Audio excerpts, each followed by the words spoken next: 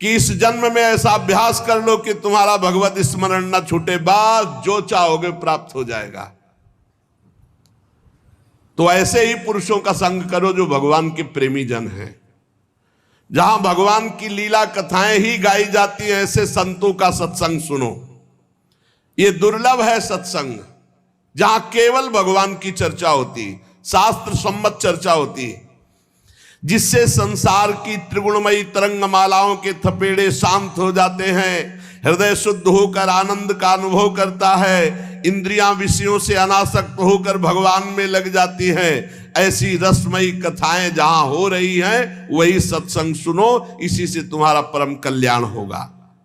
शौनक जी कहते, सूत जी, राजा परीक्षित ने सुखदेव जी की बात सुनकर उनसे और क्या पूछा, क्योंकि सुखदेव जी तो बड़े सर्वज्ञ हैं और बहुत ही मधुर पवित्र वाणी है, क्योंकि ब्रह्मबोध संपन्न महापुरुष हैं।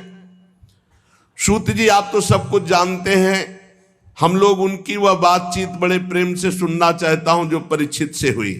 आप कृपा करके सुनाइए, क्योंकि संतों की सभा में ऐसी ही बातें होती हैं जिनका पर्यावसान भगवान के श्री चरणारविंद में होता है। अर्थात संतों का संग निश्चित भगवत प्रेम प्रदान करता है। पांडुनंदन महारथी राजा परीक्षित बड़े भगवत भक्त थे। वो ऐसे थे कि बाल्यावस्था में भी भगवान की लीला चरित्रों का अभिनय करके खेलते थे।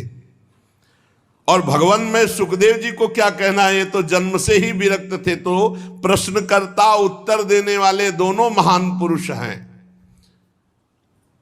इसलिए क्या चर्चा हुई श्री परीक्षित जी और भगवान सुखदेव जी के बीच में।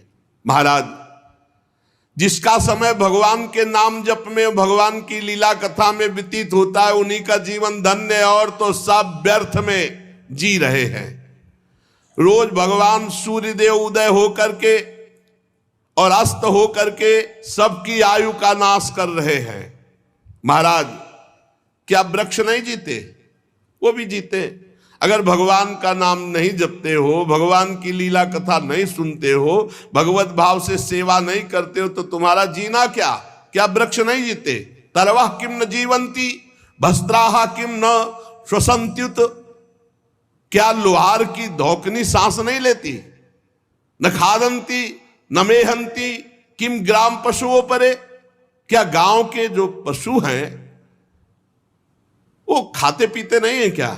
वो भी खाते पीते। क्या वो मैथुन नहीं करते? वो भी बच्चा पैदा करते। तुम मनुष्य होकर के यही खाना पीना, श्वास लेना,